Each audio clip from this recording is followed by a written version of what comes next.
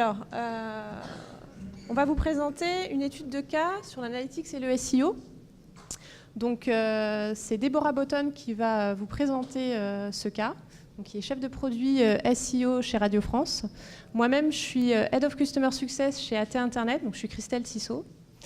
Alors, n'hésitez pas à partager et commenter sur Twitter pendant l'étude de cas. On gardera quelques minutes à la fin, juste avant le déjeuner, pour des petites questions. Voilà, donc gardez-les en tête si vous en avez. Alors, avant de débuter l'étude de cas qui va être présentée par Déborah, je vais vous parler un petit peu de l'analytics. Et donc, on va faire tous ensemble un petit bond dans le temps, et plus exactement en 96. Alors, je ne sais pas si tout le monde se souvient de l'année 96. Et je ne sais pas si tout le monde a envie de s'en souvenir en même temps. Alors à cette époque-là, on avait bien compris en fait tous les enjeux qu'on avait autour d'Internet. Il y avait un monsieur, Bill Gates, qui avait bien compris tout ça, qui était sur le rachat d'un navigateur qu'on utilisait sûrement un peu tous, qui était Netscape, un des gros navigateurs du moment. Et puis on avait un petit fidèle compagnon qui s'appelait Lycos pour faire nos recherches, voilà, qui était très, très pratique à l'époque, puisque notre ami Google n'était pas encore présent. En revanche, c'était dans les cartons, pour les plus fins connaisseurs d'entre vous, avec Backrub. Alors au même moment, on avait également, à cette époque-là, au niveau de l'analytics, Xity. Donc voilà, je ne sais pas si vous avez connu, si vous vous souvenez. Donc c'est le premier produit analytics qui a été développé par la société AT Internet. Voilà, donc à l'époque, voilà, c'était la solution analytics. Depuis, ça a pas mal bougé, et donc la société c'est AT Internet, et donc les produits sont devenus AT Internet. Alors rapidement, quelques chiffres AT Internet. Si vous avez bien fait le calcul, c'est plus de 20 ans d'expérience en fait dans l'analytics. Donc on traite un peu plus de 200 milliards d'appels serveurs par mois. Donc on enregistre un volume de données assez conséquent. On est aujourd'hui un peu plus de 200 employés, un peu éparpillés, donc en France et puis également dans le monde, on le verra. Et on est très fiers aussi d'être bleu, forcément. Voilà, c'est important dans un contexte aujourd'hui européen qui est marqué par le RGPD. Je pense que vous n'êtes pas passés à côté cette année. On a été tous dessus, tous mobilisés. Et également avec la CNIL. Donc ça, vous savez aujourd'hui que le recueil du consentement de l'internaute, ce fameux bandeau cookie, est très important. C'est un sujet qui peut être assez problématique aussi dans la mesure d'audience, puisque on va perdre de la donnée, et notamment des sources de trafic. On ne va pas pouvoir mesurer la première page d'arrivée de l'internaute. Faut savoir aujourd'hui qu'il y a des solutions qui sont exemptées donc, du consentement, du recueil de consentement pour le cookie, et notamment les solutions AT Internet, ce qui va vous permettre d'avoir une donnée beaucoup plus exhaustive. Alors, c'est également un acteur mondial AT Internet, puisqu'on a des bureaux dans le monde, et c'est cette présence à l'international qui nous a permis, pour la deuxième fois consécutive, donc en fin d'année 2017, d'être référencé en tant que leader sur la dernière Web Forrester, qui recense donc les outils du marché pour le Web Analytics. Alors, rapidement sur l'analytics, vous le savez, ça a beaucoup évolué. Aujourd'hui, on a des outils qui sont assez puissants, assez complets, avec beaucoup de choses. Et le but de tout ça, finalement, c'est de répondre à des problématiques sur différents métiers. Donc aujourd'hui, on ne va plus s'adresser uniquement aux web analystes, mais également à des profils un peu plus métiers, tels que des journalistes. Et d'ailleurs, Déborah aura un exemple à ce sujet. Moi, ce que je voulais vous partager, c'était un cas d'usage de l'analytics, notamment sur le customer journey. Donc là, l'idée, c'est finalement de repositionner les canaux à leur juste place, et notamment le canal des moteurs qui va être souvent dilué, en fait, et qui va être aussi masqué par le poids de tout ce qui peut être acquisition du trafic payant. Donc là, ça va être de pouvoir réattribuer le poids de ce canal moteur en rapport avec vos conversions sur le site, et de voir que finalement, ce canal a totalement sa place. Également, vous allez avoir la possibilité finalement d'aller creuser tout ça derrière une fois que votre visiteur est arrivé sur votre site, et de facilement identifier les principales pages d'entrée, et de pouvoir ensuite affiner au niveau des parcours et voir les parcours qui vont être gagnants finalement en rapport toujours avec vos conversions. Voilà pour ce que je voulais vous partager. Et maintenant, on va passer rapidement à l'étude de cas de Déborah. Et voilà, je vous demande de l'accueillir. Merci. La télécommande ? Ouais. Dis-moi, c'est suivant. Ouais. Poser ça. Bonjour à tous. Merci de l'accueil au I Love SEO et à Internet. Donc, je vais vous présenter une petite étude de cas sur comment on peut traiter le référencement naturel et, dans une maison telle que Radio France, avec une multiple typologie de sites, d'offres en fait, et d'applications. Alors, on opère, donc Radio France, c'est la Société nationale de radiodiffusion, donc le service public français de radio.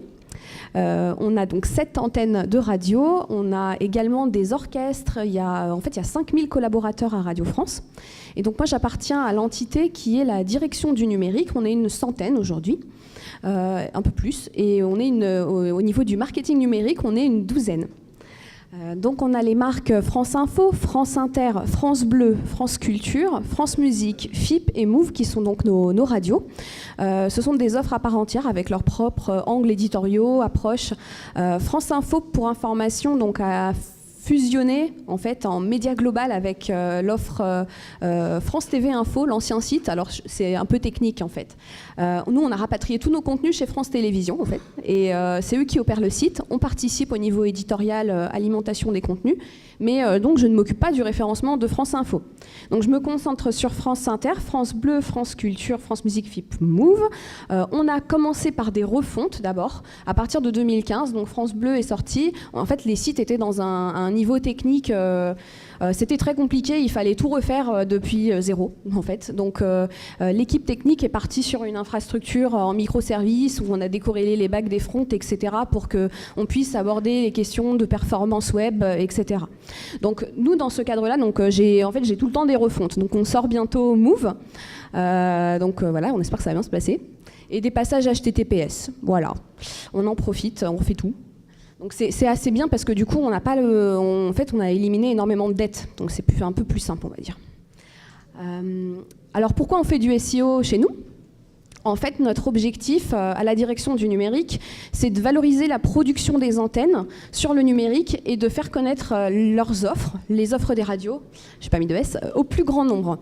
Donc on se concentre vraiment sur les offres de radio, je ne m'occupe pas du tout de tout ce qui est institutionnel, etc. C'est vraiment d'autres entités chez nous. On est dans un contexte marché où la radio subit une pression liée aux nouveaux usages. En fait, le volume d'auditeurs baisse en continu, mais ça cache en fait une réalité très hétérogène entre la jeunesse en fait où ça s'écroule complètement. Chez les moins de 25 ans, on n'écoute plus du tout de moins en moins la radio. D'où d'ailleurs des stratégies comme chez des concurrents énergie de vieillissement d'audience par exemple. Sans vouloir, je connais pas très bien, mais c'est ce qu'on peut un peu comprendre aussi de ce qui se passe. Et puis nous par contre dans ce contexte-là, on continue de progresser. Alors ça progresse sur les seniors aussi, la radio. Les seniors écoutent de plus en plus la radio. Donc nous, notre but quand même, ça va être de capter et de rajeunir nos audiences. Clairement, donc on va aller sur le web. Les moteurs de recherche, c'est un carrefour d'audience indispensable aujourd'hui. C'est comme, en fait, on va considérer tous ces carrefours d'audience, ça peut être Google, mais peut-être Facebook, peut-être Apple Podcast. Ce sont des carrefours d'audience, des antennes à part entière qui ont leurs propres règles en fait d'édition, comme la radio peut avoir ses propres règles de construction d'une émission, etc. Alors, le contexte incertain aussi, c'est qu'on est face à de gros acteurs. On est face à des évolutions constantes, donc les évolutions récentes sur Google Actualité avec le Google News Producer. On a les assistants vocaux, on a les contenus distribués qui ont posé des problèmes aussi de comptabilisation des audiences pour les médias. Maintenant, bien sûr, ça s'améliore au fur et à mesure, mais en fait, tout ça, c'est tout le temps des nouveaux challenges qui s'ajoutent. On a Google Podcast aussi, qui est donc la possibilité de pouvoir préposer nos podcasts directement lus depuis les résultats de recherche. Alors pour info, nous on est sortis de Google Podcast pour des raisons stratégiques, mais si vous voulez, j'en répondrai à des questions là-dessus. Mais en fait, tout ça, ce sont un peu aussi des menaces dans le sens où la consolidation de la donnée derrière, voilà, elle est fragmentée partout. On additionne aussi peut-être parfois des choses qu'on ne devrait pas additionner. Voilà. Alors comment, nous, dans tout ça, notre objectif, ça va être de mesurer des points de contact avec notre audience et des volumes d'écoute. On veut vraiment, le principal objectif chez nous, ça ne va pas être que les gens voient des pages, consultent des contenus, mais qu'ils écoutent nos sons. Alors, comment je vais voir? Alors, la première étape, ça va être de comprendre en fait ce qui se passe sur nos sites grâce à la web analyse et par rapport à tous ces challenges, voir qu'est-ce qui se passe sur nos sites déjà et est-ce que ça remplit correctement est-ce que nos sites aujourd'hui remplissent les objectifs qu'on s'est fixés. Donc là, un des premiers challenges que vous connaissez tous, c'est le Not Provided, évidemment. On ne peut plus connaître exactement on peut plus distinguer la notoriété du hors notoriété depuis un outil de web analyse comme l'ont été, en tout cas parce que chez nous, c'est quand même plus de 95% de trafic Google. Hein. C'est pas forcément le cas dans d'autres pays, mais bon, moi c'est vrai que j'ai pas l'expérience international, pas aussi poussé, quoi. Donc moi je fais plus du tout la distinction, en tout cas dans la web analyse, je crée plus la source notoriété par exemple. Et puis on a la source Google Actualité qui se disperse. On peut savoir grâce aux référeurs d'où viennent les gens, mais le portail Google News en soi, en fait, ça génère vraiment plus beaucoup de visites. Parfois quand on est en une de Yahoo, ça génère plus de visites. Enfin c'est voilà. Bon, la nouvelle appli Google News Producer aussi, en fait, c'est potentiellement Google peut afficher nos contenus sur ses propres pages et pas sur nos pages, s'il n'y a pas de version AMP par exemple. Pareil, du coup, si on part d'une mesure médiamétrie, c'est pas comptabilisé chez nous. Voilà, ça pose plein de questions aussi. Google Search aussi, donc la recherche universelle. Aujourd'hui, il y a des carousels, il y a des encarts à la une qui ont de l'actualité, donc des sites qui sont indexés dans Google News, mais pas toujours en fait. Donc, est-ce que c'est une source Google News? Je ne sais pas. Il y a eu une présentation l'année dernière très intéressante qui permet en fait de récupérer, notamment par exemple dans la web analyse, vous pouvez récupérer la position du clic dans vos outils, quel est le format de résultat cliqué, etc. Sauf qu'en fait, Google change tout le temps en fait son interface, donc à maintenir des outils qui crawlent les pages de résultats et qui récupèrent les données, en tout cas qui récupèrent de l'information après depuis les pages de résultats de Google, c'est très difficile à maintenir en fait au quotidien et du coup ça manque de fiabilité. Et puis demain, peut-être YouTube News, clairement l'actualité sera, en tout cas en tant que carrefour d'audience aujourd'hui, YouTube c'est bien le deuxième moteur de recherche, donc aujourd'hui, ils vont pousser l'actualité très clairement. Comment on va mesurer tout ça? Comment on va mesurer le fait que nos contenus ont touché les bonnes personnes? Alors, partons d'un site, par exemple France Bleu, qui a été un des premiers sites qu'on a refait. La priorité, c'était clairement de refaire le site pour qu'il fonctionne et que les pages, elles s'affichent, voilà. C'était ça l'objectif. Maintenant, après, il y a la vision produit aussi qu'il faut construire tout autour. Qu'est-ce qui se passe? Donc France Bleu, c'est un réseau de 44 radios locales. Donc, ils sont vraiment très présents. Il y a une forte granularité sur le territoire français pour capter de l'information locale. Donc, tous les journalistes sont invités à contribuer au numérique. Il faut savoir qu'il y a beaucoup de choses qui se font quand même sur la bonne volonté. Donc c'est tout à leur honneur si les contenus aujourd'hui arrivent à toucher les internautes. Et donc, ce qu'on constate, en fait, première chose, sur les pages d'entrée moteur, que je prends vraiment en très global, du coup, bien sûr, pas liens sponsorisés, ils sont traqués à part, évidemment, faut pas... alors là, c'est la cata, si on a les liens sponsors dans les moteurs, dans l'organique. En fait, c'est ce site qui est un site de radio, en fait, 95% des pages d'entrée, 85% des pages d'entrée, en fait, ce sont des articles d'actualité, et en plus, ce sont des articles depuis les 48 dernières heures. Donc, en fait, c'est une structure de trafic moteur qui est c'est un site de news, en fait. Voilà, le premier problème en fait pour nous. Et puis on a des opportunités qu'on a essayé d'aller chercher, telles qu'avec les formats AMP. Donc on les traque grâce à des indicateurs de sites dans le marquage. En fait, alors nous derrière on a des données consolidées sur les pages vues, les visites et les pages vues en provenance des moteurs sur ces contenus, mais on peut quand même les identifier via ces indicateurs. On a aussi parfois, on a aussi ce que je peux vous montrer, c'est qu'on oublie parfois quel est AMP, ça ne veut pas forcément dire que c'est du SEO en fait, quand on progresse en AMP. Et nous, donc, on a des progressions en AMP, mais elles ne sont pas forcément expliquées par une meilleure visibilité dans la news. Et donc c'est le cas ici. En fait, on s'est rendu compte que les agrégateurs tels que Upday, etc., reprenaient de plus en plus de contenu AMP, et également les réseaux sociaux. Donc c'est une logique, hein, Google veut imposer son standard, donc bon, on voit que ça commence un peu à marcher en fait. Alors, pour pouvoir, quand on voit ce qui se passe, par exemple, là j'ai source moteur et puis j'avais source naturelle personnalisée. En fait, quand j'ai vu que le trafic en fait en provenance des agrégateurs, on a créé tout de suite des sources personnalisées pour pouvoir les traquer à part en fait, en tant que source à part entière, et voir un petit peu. Du coup, en fait, on va communiquer au management en disant mais attention, ça génère des visites, il y a personne qui s'occupe de ça, et Apple News, enfin voilà. Donc toutes ces questions là aujourd'hui, en fait, ça nous permet de mettre à jour des choses et de dire attention, c'est important, il faut qu'on s'occupe de ça.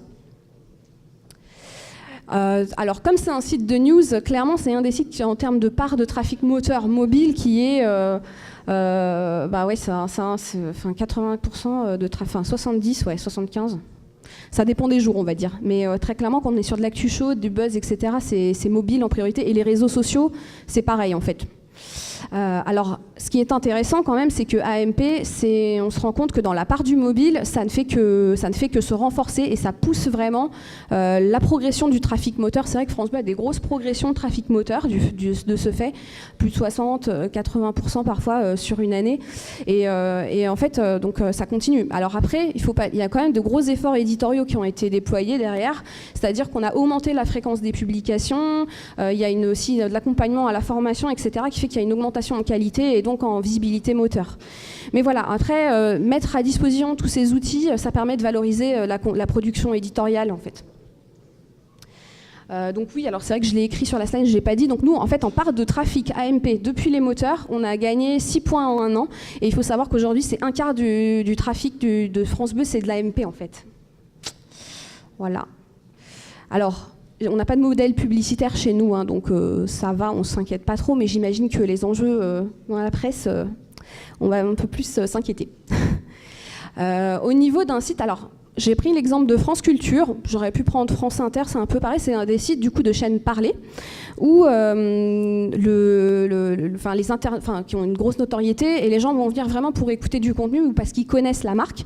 Donc si je fais mon analyse en regardant quels sont les formats de pages d'entrée, je peux constater que 13% ce sont des articles produits par l'équipe web de France Culture et 30% ce sont des pages de diffusion. En fait, ce sont nos pages podcast, nos pages qui sont en fait contribuées par des attachés de production, donc des gens pas du tout, ils sont pas forcément pas eu les formations SEO, etc. Donc c'est pas du tout les mêmes équipes éditoriales. Pareil, si je prends les partenariats et tout ce qui est événementiel, c'est des équipes externes ou alors carrément des équipes de communication. Donc en fait, nous on a des interlocuteurs très divers et variés qui n'ont pas la même connaissance en termes d'édition.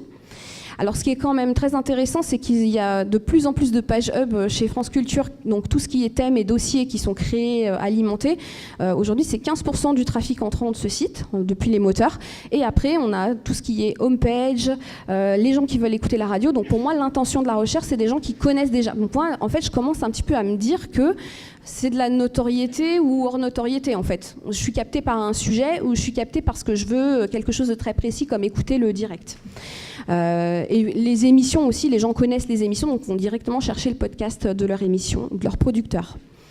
Donc alors, France Culture, c'est intéressant parce que ils progressent tranquillement sur les moteurs. Il y a de l'amélioration côté édition. Alors, ils ont plus envie, eux, de faire du décryptage, en fait. Hein, donc, pas vraiment de news. Donc, voilà. Même s'ils sont dans Google News. Donc, c'est vraiment eux, ils sont forts sur le contenu froid. Et puis, ce qui est passé sur France Culture il y a 3 ans, en fait, un philosophe, c'est toujours d'actualité. Donc, nous, notre enjeu aujourd'hui, ça va être d'ouvrir le catalogue qui est, en fait, très profondément enfoui dans le site. Donc je commence à regarder d'autres métriques. Par exemple, ici j'ai rajouté les taux d'écoute en fonction de la page où je suis arrivée. Normalement, si j'arrive sur une page podcast, donc une diffusion, je suis censée, je viens pour écouter. Mais en fait, depuis Google, non. Il n'y a que 17% des visites qui génèrent de l'écoute. Mais c'est aussi expliqué par la place du son en fait dans les résultats de recherche. Une vidéo, je peux peut-être avoir un encart, un snippet vidéo. Mais aujourd'hui, un son, en fait, ça apparaît comme un article en fait, en vrai. Donc à part si je travaille le snippet pour dire écoute écouter. Parfois, ça ne marche pas très très bien quand on est sur un sujet très précis. Donc aujourd'hui, on a cette difficulté-là sur le son. C'est que c'est bien, ils ont travaillé sur l'éditorialisation, on décrit les émissions pour pouvoir, que les gens les trouvent quand ils cherchent l'information. Mais en fait, ça ne remplit pas forcément l'objectif. Voilà.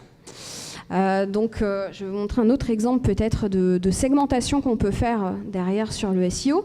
Alors je vais regarder éventuellement un effort éditorial qui a été fait sur les biographies de personnalités et des dossiers autour de personnalités qui sont faits sur France Culture. Ils ont vraiment fait intervenir la documentation de Radio France, donc qui est très demandeuse de participer au numérique.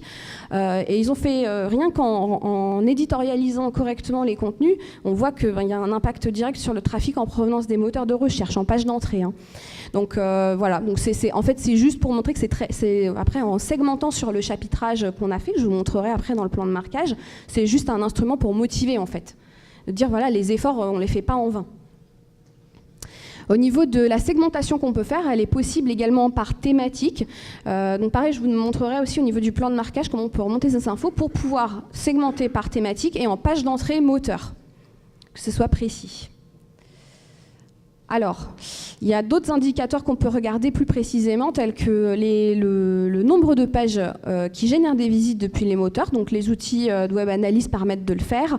Nous, effectivement, on voit maintenant une progression des pages d'entrée. On peut se dire, bon, super, il y a de plus en plus de contenu. On ouvre le site au moteur de recherche.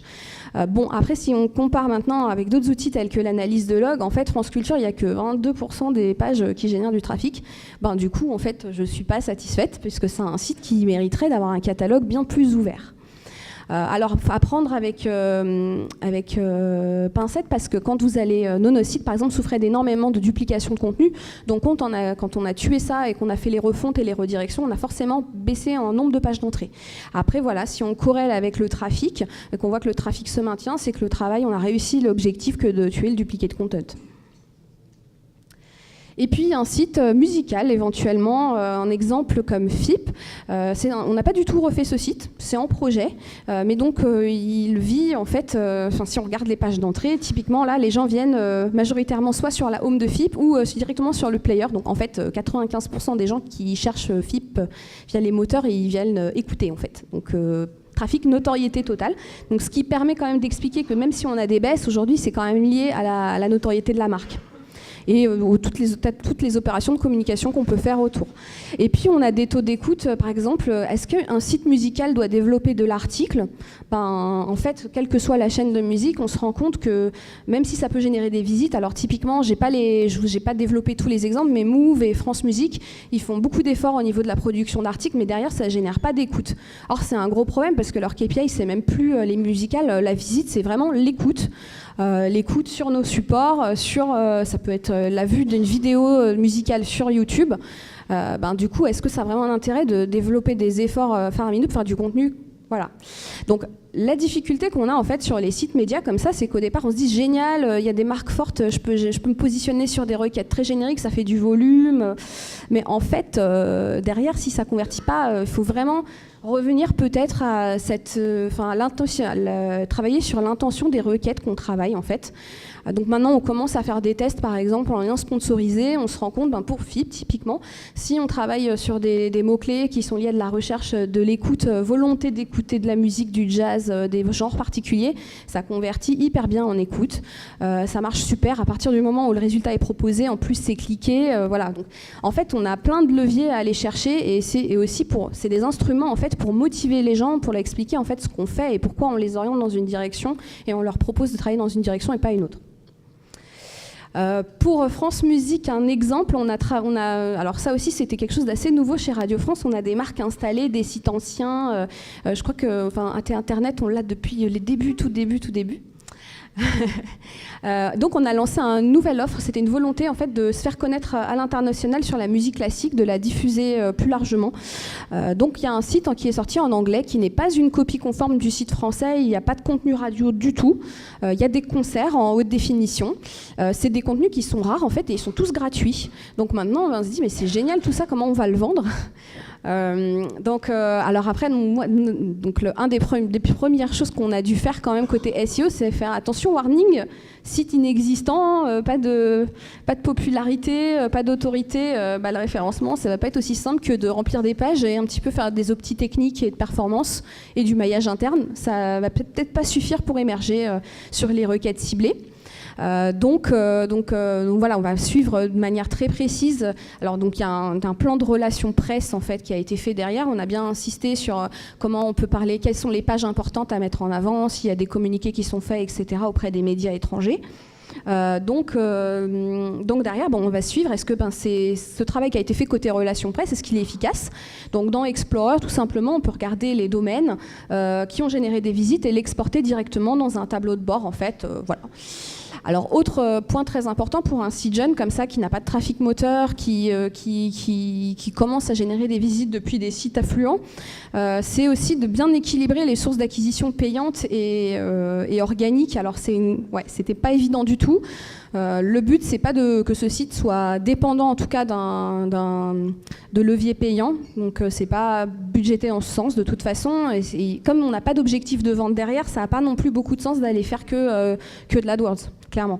Donc voilà. Alors là, ce graphique-là, il me satisfait parce que finalement, la part des moteurs, elle est quand même assez importante par rapport aux payants et à ce qui peut se faire sur les réseaux sociaux. Mais c'est pas toujours le cas. Donc, du coup, on va faire mensuellement. En tout cas, on va vraiment mettre l'accent là-dessus. Alors, pour récupérer toutes ces données, il y a peut-être quelques paramétrages qu'on a changés par rapport à peut-être ce qu'on faisait avant ou ce qui se fait sur certains sites médias, parce que c'est juste des gains de temps en fait pour sortir les données en fait derrière. Au niveau de l'analytics, on a unifié tous les périmètres desktop et mobile. C'est-à-dire qu'historiquement, pour pouvoir déclarer les chiffres d'audience à la CPM, il fallait séparer vraiment tout ce qui était desktop mobile en fonction de la taille de l'écran d'affichage. Donc une règle qui du coup faisait qu'on avait un site soi-disant mobile et un site desktop qui n'avait pas que du mobile ou du desktop. Alors après, du coup, je vous dis pas l'histoire pour les journalistes pour dire combien mon article il a fait combien de vues. Oups, donc on va les segmenter, faire des additions, etc. Plus si j'ajoute un levier tel que les réseaux sociaux ou les moteurs, en fait, du coup, en termes d'exploitation, c'était très difficile à dashboarder, à communiquer aux équipes. Donc, heureusement, maintenant, on peut rajouter une variable qui est donc un objet personnalisé où on précise le device, je suis tablette, smartphone ou desktop, en fonction de la taille de l'écran, c'est défini par la CPM. Et donc, cette information-là permet vraiment de faire la déclaration derrière sans que nos données soient impactées. Donc, première chose. Ensuite, au niveau des plans de marquage, il y a deux manières pour pouvoir... alors, la segmentation, c'est la vie, hein, pour moi, en tout cas. Donc, pour pouvoir faire ma segmentation sur une source particulière et que je puisse analyser les pages d'entrée, donc soit chapitre d'entrée, soit page d'entrée, il faut que le plan de marquage le prévoie. Donc, il y a plusieurs manières de le faire. Alors, pour ceux qui ne connaissent pas forcément Internet, on peut catégoriser tous nos contenus grâce au nommage des pages. Donc il y a trois niveaux de chapitres, le niveau de page qui est le dernier niveau, donc on a 4 dimensions exploitables. Et donc par exemple, si je veux avoir une vue sur la thématisation et la sous-thématisation, si je le remonte dans un chapitre, ça va être beaucoup plus simple derrière d'analyser les pages d'entrée. Au niveau du chapitre 3, je remonte les formats, parce que pour nous, c'est important de pouvoir distinguer les contenus de la radio et les contenus produits pour le web.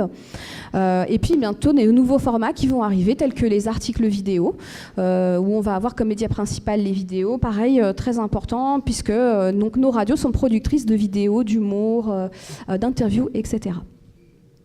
Donc on a fait ça. Alors ça permet en fait derrière de sortir un top 10 des pages d'entrée qui sont assez facilement lisibles en fait.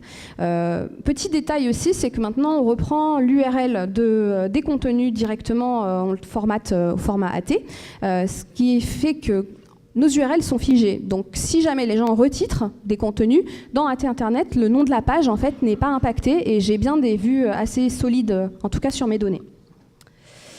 Alors, autre point très important pour nous, c'est la possibilité de faire du marquage rich media. Donc, AT Internet a un marqueur hyper complet et je crois que nous, on a essayé de l'exploiter. Maintenant, on veut l'exploiter au maximum parce que pour nous, ces données sont très, très, très importantes. Donc, pareil, on peut faire du chapitrage de noms, de sons écoutés. Donc, ce qui va me permettre derrière de créer des métriques en croisant tout ça. Alors, nous, on a des lives, on a du time shifting, c'est le différé en fait. Et tout ce qu'on appelle la réécoute, l'AOD, c'est l'audio on demand. Voilà, donc on a différentes typologies de sons qu'on peut proposer. On a des web radios aussi. Donc à chaque fois, ça ne va pas forcément être les mêmes pages qui vont pas permettre de capter on ne sera pas sur les mêmes types de contenus écoutés. Donc sur le Rich Media, une fois que c'est fait, donc on a les deux marquages, en fait, je peux aller m'amuser à faire des requêtes et à créer plein de métriques personnalisées. Par exemple, des visites moteurs uniquement en provenance des smartphones, des visites moteurs en page d'entrée AMP, etc., etc. Donc, ce qui nous intéresse beaucoup, donc, c'est effectivement des volumes de visites. Hein, c'est très très basique hein, finalement. Avant d'aller dans des choses trop compliquées, on va regarder des volumes, des progressions de fréquentation, des parts de trafic moteur et des taux d'écoute et voilà. Grosso modo, et après on peut rajouter éventuellement des indicateurs de qualité d'engagement, tels que du temps passé à écouter, nombre de pages vues par visite, etc. Alors, pour le KPI visite moteur avec écoute, en fait, d'abord je crée un segment qui est donc source moteur. Contenu, je vais préciser si je veux de l'audio ou de la vidéo, parce que le Rich Media permet de traquer les deux, en fait. Si on veut mettre ça sur des players vidéo, pas de problème, donc on peut le distinguer. Je prends de l'audio et je prends comme attribut lecture supérieure à 0, strictement supérieure à 0, ce qui me fait en fait un segment déjà, donc c'est vraiment les visites avec au moins une écoute.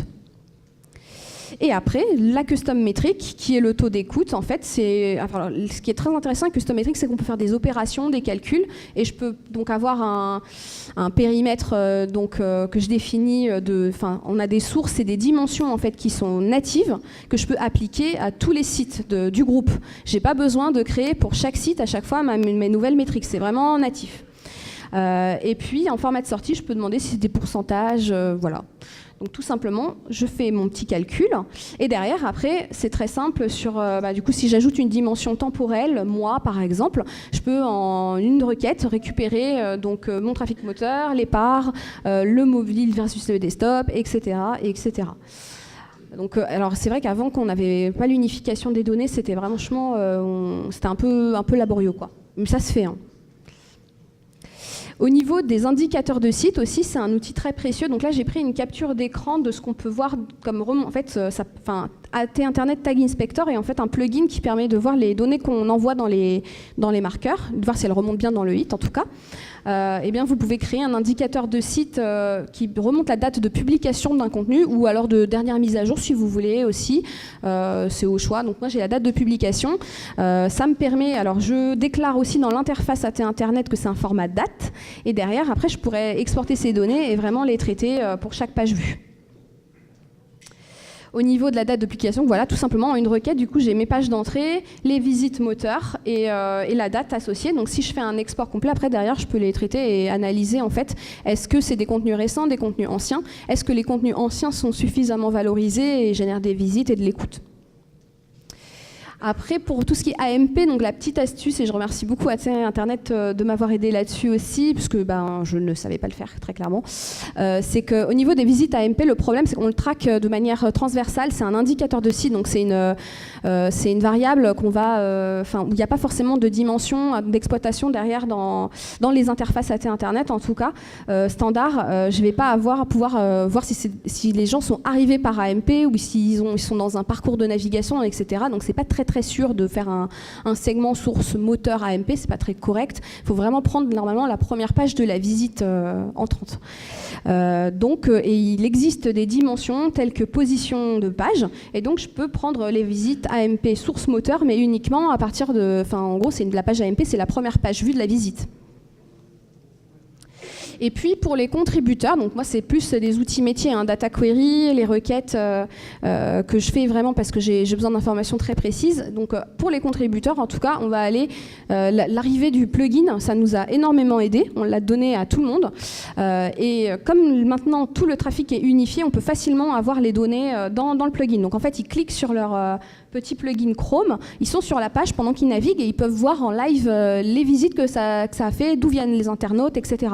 Et en fait, pour des contributeurs non experts, ça suffit souvent. Les seules questions qu'on reçoit, c'est « Ah, mais qu'est-ce que ça veut dire referral ou internal, etc. » Donc, en fait, ça a permis clairement de démocratiser un peu plus et que les gens s'intéressent à ce qu'ils font. Donc, tout bêtement, en fait, s'ils voient qu'ils optimisent quelque chose et que ça génère plus de visites derrière, ça les motive à modifier, à mieux titrer, etc. quoi. Donc le plugin InPage Analytics, typiquement, alors aussi l'autre cas, c'est que là j'ai pris la capture d'écran de la page de diffusion, donc de podcast Nicolas Hulot quand il a démissionné. On a été dans alors on a analysé effectivement pourquoi est-ce qu'on aurait pu mieux faire, etc. On a été repris un peu partout. Faut savoir que le numérique aujourd'hui, quand on est sur un live radio, c'est pas forcément la priorité dans une maison comme Radio France. Donc on va pas penser à découper la vidéo. En plus, il y a qu'une personne qui s'en occupe, donc elle est pas là, elle est en vacances. Enfin, il y a toutes ces choses-là derrière à gérer, mais quand même, ils peuvent, grâce au plugin, en fait, ils peuvent aller rapidement voir qu'est-ce qui se passe, tout simplement sur la journée en cours. Et donc, nous, derrière, de pouvoir faire les analyses plus approfondies. Au niveau de l'intégration dans le reporting global, bon, après, moi, j'ai pris le parti de pas, sur tout ce qui est diffusion aux utilisateurs non experts du numérique, etc. On fait des choses très très simples en fait, parce qu'on a testé de faire des choses plus détaillées et très complexes, et en fait, personne lit les rapports avec trop d'indicateurs. Donc du coup, on leur donne juste des volumes, des répartitions et des pages d'entrée, qu'est-ce qui marche pas, voilà, au quotidien. Ça dépend des sites. On peut avoir du quotidien, de l'hebdo ou du mensuel. Bon, pour la news, typiquement, quand même, on va leur donner du quotidien. Mais pour un site de radio, après, qui fait plus du contenu podcast ou musical, ça n'a pas forcément de sens. Mais voilà, alors l'intérêt, c'est que dès que vous avez votre dashboard, en tout cas dans l'outil de data visualisation d'AT Internet, en fait, vous pouvez en programmer des exports. Et ça s'affichera. Alors nous, c'était très important pour nous que ça s'affiche dans les mails et pas que ce ne soit pas des PDF. Donc cette fonctionnalité, quand elle est arrivée, c'était vraiment très très précieux pour nous. Donc maintenant, tout le monde reçoit a une visibilité, en tout cas sur ce qui se passe. Et puis enfin, alors nous, là, ça nous donne des preuves. En fait, nous, on écume des hypothèses grâce à Analytics, mais on va essayer d'aller les confirmer avec d'autres outils. Évidemment, la Google Search Console, en fait, ce qui est assez intéressant, c'est que quand on commence à travailler sur les thématiques et les pages d'entrée qui génèrent du trafic moteur, c'est très cohérent avec ce qu'on a dans la Search Console. Si je commence à filtrer sur les mots-clés noto, hors noto, j'arrive à avoir à peu près des tendances similaires. Donc ça me rassure aussi. Et puis, tout ce qui est analyse de log, effectivement, on va compléter. On a des sites qui grossissent et qui ont des navigations qui ne sont pas optimales, profondeur importante de contenu. Donc vraiment, grâce aux KPI qu'on obtient grâce à l'analyse de log et des crawls, ça va être après des arguments pour dire qu'il faut absolument faire des évolutions, il faut faire des arborescences plus granulaires. Voilà. Donc nous, tout ça aussi, c'est des outils pour un peu influencer la vision produit. Voilà, c'est très intéressé tout ça. En fait. Voilà, sur tout ce qui est suivi de backlink, alors on peut très bien monitorer les liens entrants en 404 depuis AT en créant un chapitre erreur, par exemple, très basiquement. Et puis, avec les outils de suivi des backlinks, voir un petit peu ce qui se passe et ce qui ne génère pas forcément des visites. Voilà, grosso modo, voilà des premières pistes. En fait, on est vraiment sur des bases, je trouve. Hein. Mais voilà, alors maintenant, il y a plein d'autres enjeux. Tout ça, c'est du last click, en fait, ce que je vous ai montré. Mais nous, ce qu'on veut savoir aussi, c'est comment les leviers se comportent entre eux. Si on a attiré via du payant, est-ce que les gens reviennent ensuite via de l'accès direct, etc. Donc ça, c'est très, très important. Et aujourd'hui, ces analyses simples, elles ne permettent pas d'aller à ce niveau de détail-là. Voilà.